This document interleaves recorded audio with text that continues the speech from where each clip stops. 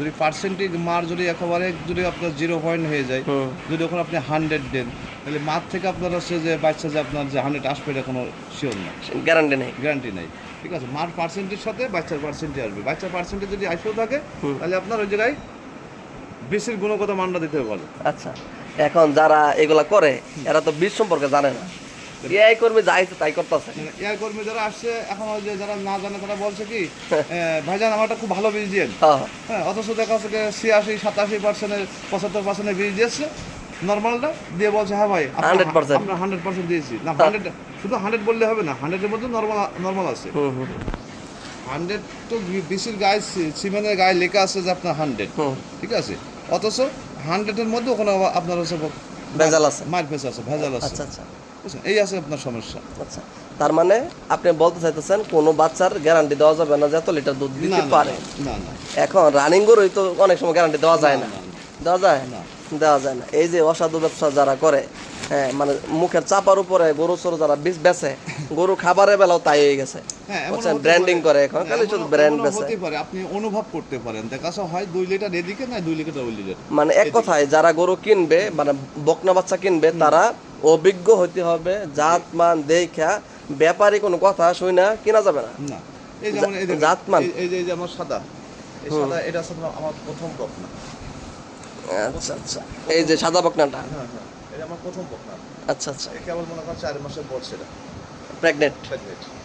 আচ্ছা, তো মাশাআল্লাহ, এটা তো কোয়ালিটি খুব ভালো, কোয়ালিটি ভালো, পার্সেন্টও ভালো, হ্যাঁ, গুণগত মানও ভালো, সব দিকে সার্ভিস ভালো, হ্যাঁ, ঠিক আছে। তো এখন এইটাতে যদি আমি আশা করি যে 20-25 আমি টান দেবো, হ্যাঁ, প্রথম বিয়ে আমি পাবো না, তাও সম্ভব না, সম্ভব না। এই দেখেন, এই যে এই একটা, এইটা ধরুন আমি 25-26 পর্যন্ত পাইছি এটা। হ্যাঁ হ্যাঁ, তো সাদাটা, এই যে সাদাটা, আচ্ছা আচ্ছা, এটা আছে আমার প্রথম বিয়ে, কেবল দাঁত উঠেছে, দাঁত ভেঙে কেবল দুখানা দাঁত উঠেছে। আচ্ছা আচ্ছা, 25-26 পাইছেন? হ্যাঁ, 25-26 পাইছি। এটা আবার আসছে যে গাব মনে করেন যে প্রায় 3 মাস করতে যাচ্ছে, এটা চেক দিলাম। এখন মনে করেন যে এই আসছে দ্বিতীয় বিয়ে আমি এটা চিন্তা ভাবনা করতে পারি যে আমি 30 প্লাস 28 প্লাস পাতি, 30 প্লাস হবে। যেহেতু আমি প্রথম বিয়ে 25-26 পাইছি, 4-5 লিটার বাড়তে পারে, 4-5 লিটার বাড়তে পারে। এখন যারা গাভী কিনবেন অথবা বকনা কিনবেন, তারা জাতমান উপরে কিন্তু কিনতে হবে, জাতমান বুঝতে হবে, কোন গরুর কোয়ালিটি কেমন, কত পার্সেন্ট আছে দেখবেন। আমি সবসময় বলি, গরু কিনলে পাছা দেখবেন, গলা দেখবেন, উলান দেখবেন। এখন ছোটো ছোটো বাচ্চাদেরও কিন্তু উলান টাইনা টাইনা দেখায়, এই যে উলান নাইমা পড়ছে, হ্যাঁ, এইগুলা থেকে বিরত থাকবেন। এই যে একটা বাচ্চা, আমি বলি আপনার, এই যে গরুটা, এটা হচ্ছে আদর্শ একটা গরু, গলা চিকন, কান দেখেন, মাথা দেখবেন, এই যে দেখেন তার লেজ কোথায়, হ্যাঁ, হাঁটুর উপরে, পিছনে যে হাঁটুটা আছে এর উপরে থাকবে লেজ, এই যে কোমর মানে মাঞ্জা, এটা থাকবে একদম সোজা। দেখেন এইগুলা দেখা, জাত মানের উপরে দেখা, খুর দেখবেন, খুর গোলা থাকবে সাদা, জিবলা থাকবে সাদা, হ্যাঁ, নাক থাকবে সাদা, উলানের যে দুধ আসার পাইপ এটা থাকবে মোটা। যেমন দেখেন আপনার মাজার থেকে আস্তে আস্তে আস্তে ঘাড়ের দিকে আমার নিচে হতে গিয়েছে, গেছে না? আচ্ছা, এই কালো কটা দেখেন, এটা একদম প্লেন সমান, এটা সমান, এর কোনো পার্সেন্টও কম। দ্বিতীয় কথা, দুধও নাই, দুধও কম। ঠিক আছে। এখন এই যে দুইটা গরু বর্ণনা দিলেন আমার বড় ভাই, হ্যাঁ, উনি হচ্ছে অনেক অভিজ্ঞ, মানে ওনার কাছে যদি আমি শিখতে যাই, মানে আমার কোনো শেখার শেষ নাই। এক কথায় আপনারা যারা আমাকে বোঝেন যে আমি অনেক জানি তা না, আমি কিন্তু ভাইয়ের কাছ থেকে অনেক কিছু মাঝে মধ্যে শিখবো, কারণ ওনার যে অভিজ্ঞতা, ওনার অভিজ্ঞতার চেয়ে আমার বয়স অনেক কম। কি বলবো আপনাদেরকে, যে কথাটা বলছে এটা সবসময় মানবেন।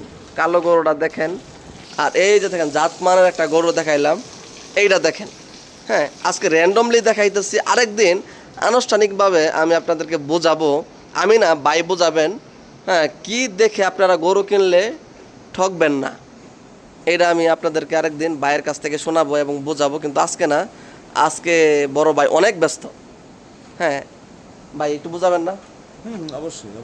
অবশ্যই বুঝাবো না, হ্যাঁ, না বোঝাইলে জাতি কিন্তু বিপদে চলে যাচ্ছে। না, অনেক খামারি আছে, ছোট ছোট খামারিরা দেখা যাচ্ছে যে মানুষের বিভ্রান্তিতে পড়ে, দেখা যাচ্ছে ব্যাপারীদের হিয়েতে পড়ে, দেখা যাচ্ছে একদম সাধারণ একজন দেখা যাচ্ছে মনে করেন পকেট মারির মতনই, মনে করেন সে ধান্দাবাজি করতেছে, মানে তার কাছে যাচ্ছে, সে এক ধান্দা করে দিচ্ছে, দিয়ে বলছে যে ভাই এইটা করেন, এইভাবে এভাবে গরু কেনে একটু লাভবান হতে পারবে, অথচ 2 দিন দেখা যাচ্ছে খামার ধ্বংস হয়ে যাচ্ছে। ধ্বংস হয়ে যাচ্ছে। এখন মানে শিক্ষার চাইতে দালালে হার বেশি। যারা যারা শিক্ষিত এরা কিন্তু এখন ইনকাম করতে পারতেছে না, দালালে যে পরিমাণ ইনকাম করে, বুঝছেন, এক গরু বেচতেই নাকি তাদেরকে 10,000 দেওয়া লাগে। আর যারা এই ইয়া করে কি গ্রাজুয়েট কমপ্লিট করে চাকরি করে, এরা বেতন বা 30,000 টাকা। তো যাই হোক, দুঃখের কথা আর কি বলবো, অন্য একদিন ভাইয়ের সাথে আমরা কথা বলবো টোটাল বিস্তারিত, মানে গরু A to Z কমপ্লিট, ওই দিন ভাই বোঝাবে আপনাদেরকে। সবাই ভালো থাকবেন, আসসালামু আলাইকুম।